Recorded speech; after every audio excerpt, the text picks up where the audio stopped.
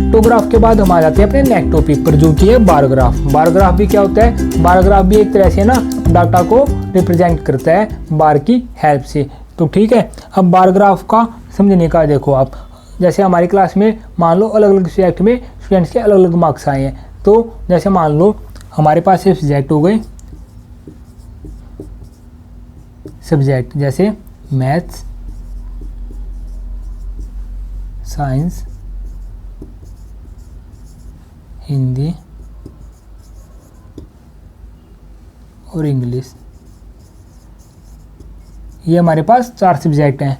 तो मैथ्स में मान लो किसी के मार्क्स आए 6 आउट ऑफ 10, ऐसे साइंस में आए किसी के 8 मार्क्स आउट ऑफ 10, ऐसे ही हिंदी में आए मान लो 7, ऐसे इंग्लिश में आए 5।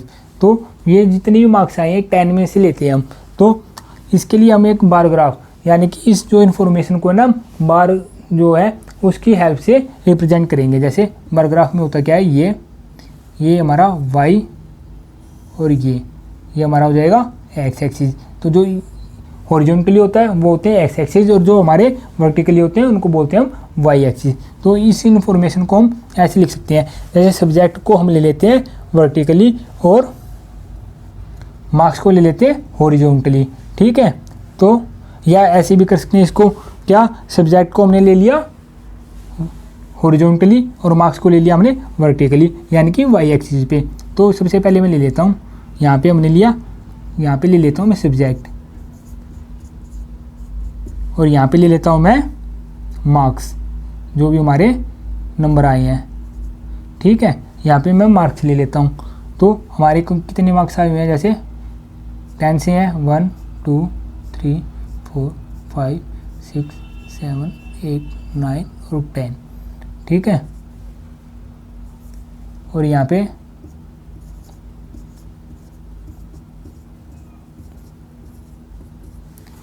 इसके बाद यहाँ पे लेता हूँ मैं सब्जेक्ट्स को, कौन कौन से सब्जेक्ट हमारे पास, जैसे मैथ्स, उसके बाद साइंस,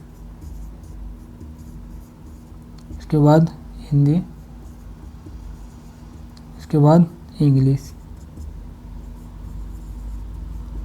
ठीक है, इनके बीच में है ना जो भी जैसे डिस्टेंस होगा, गैप होगा, वो इक्वल होता है। इनके बीच में भी डिस्टेंस जो होता है वो इक्वल होता है। तो हम देखते हैं मैथ्स में कितने मार्क्स आए हुए हैं 6। तो 6 कहाँ पे हमारा, ये रहा। तो ये हम बार बना लेंगे। उसके बाद साइंस में कितने मार्क्स हैं 8। उसके बाद हिंदी में 7, तो 7 हमारा ये हो जाएगा। उसके बाद इंग्लिश है, इंग्लिश में 5, तो ये। तो बार के ऐप से हमें इस डाटा को हमने ऐसे इस बार ग्राफ पे बना लिया। तो अब हमें देखते ही पता चल जाएगा, अगर पूछा जाए क्या सबसे ज़्यादा मार्क्स किस में आए हैं, तो हम देखते ही बता सकते हैं क्या 8 मार्क्स आए हैं साइंस के अंदर। तो ये हाँ, बार ग्राफ का सबसे ज़्यादा आपने देखा भी होगा, जैसे क्रिकेट का हम स्कोर बोर्ड देखते हैं, स्कोर बोर्ड में भी ये वाली चीज़ आपने देखी होगी। क्या इसमें इजीली हम देखते ही पता चल जाता है कि किसके कितने मार्क्स आए हैं। तो बार ग्राफ की हेल्प से हम जैसे बड़े बड़े कितने भी बड़े नंबर हो उनको हम इजीली कर सकते हैं। मान लो अगर ये तो 10 में से मार्क्स थे, अगर यही होते 100 से, मान लो 60 out of 100, 80 out of 100, 70 out of 100 और 50 आउट ऑफ 100। तो क्या करते, जैसे ये हम 10 में ले लेते, 10 20 30 40 50 60 70 80 90 और 100। तो ये ऐसे भी इजी हो जाता। ठीक है, अगर मान लो एक एग्जाम्पल और लेते हैं हम, इसी तरह बार ग्राफ पर हम एक एग्जाम्पल और लेते हैं, जैसे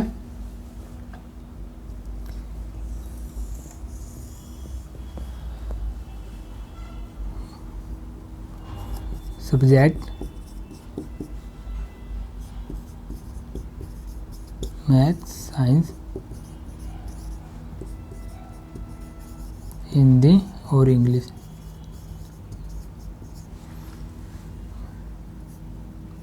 मैथ में 55, 65, 70 और 80। तो इसमें देखो आप 55, 65, 70 और 80 है। तो इसमें हम भी फिर से सब्जेक्ट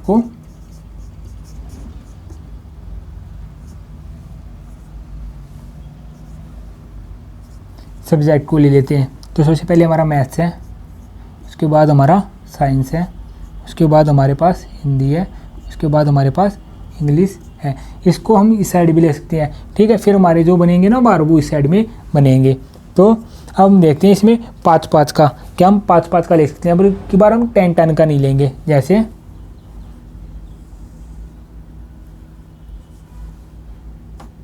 5, 10, 15, 20, 25, 30, 35, 40, 45, 50, 55, 60, 65, 70, 75, 80, 85। पहले जो हमने लिया था उसमें लिया था हमने जो हमारा लिया था 10-10 का गैप। अब की बार हमने लिया है 5-5 का। तो हमने 65 को मैथ में कितने आए 55, तो 55 हमारा कहाँ होगा यहाँ पे। तो इसको हम इजीली कर सकते हैं।